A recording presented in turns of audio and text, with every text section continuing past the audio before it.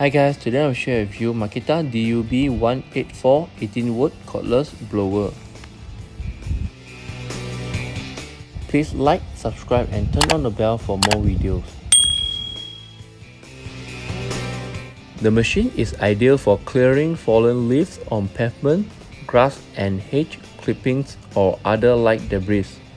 Compact and lightweight for single-handed operation. Conveniently locate hole on housing bottom for easy storage.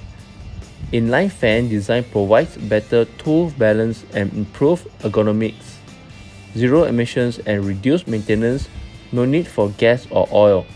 The best choice for use in resort, public places, and residential areas. The net weight will be 2.5 kg to 3 kg. If you are using a 5.0 Ah battery, it can last for 10 minutes continuously.